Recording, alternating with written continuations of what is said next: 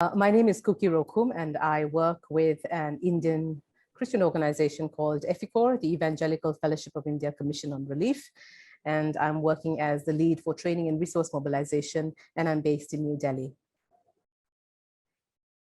In the middle of March, I was traveling, and at that time, Delhi was recording about 100 cases per day. And we were beginning to worry that there were so many new cases. In a matter of 2 or 3 weeks, the number of cases continued to rise. And by mid-April, we had about 20 to 30,000 new COVID cases in Delhi. So right now, the situation that we're living in is a situation of anxiety, stress, of death, of illness, of desperation. And we have reports from our communities in the rural areas is that there's going to be food shortage. And the earning member of the family now has to go back home, and which means that they're not going to have the money, however little it was, they're not going to have the money that they used to have.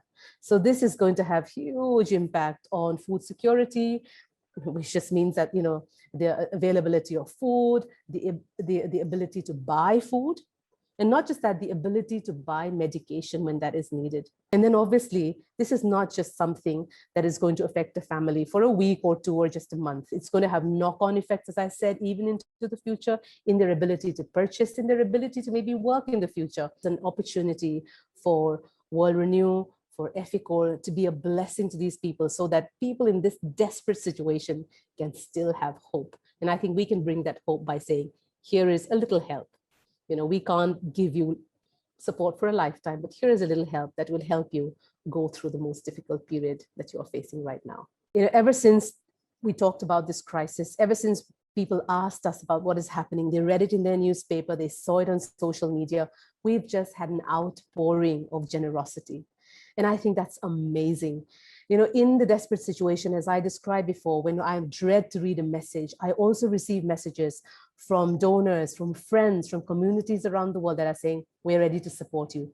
Tell us what practical help we can give. And so I really want to thank anyone who's listening, anyone who has given, whatever amount you have given, that's been a blessing. It doesn't matter whether you've given hundreds of dollars or just a few dollars, whatever you give makes a difference in the lives of people. So I just want to thank you all for your generosity. And I pray that God would bless you more so that you can be more generous and help those in need at this very, very critical time in the history of the world. Thank you.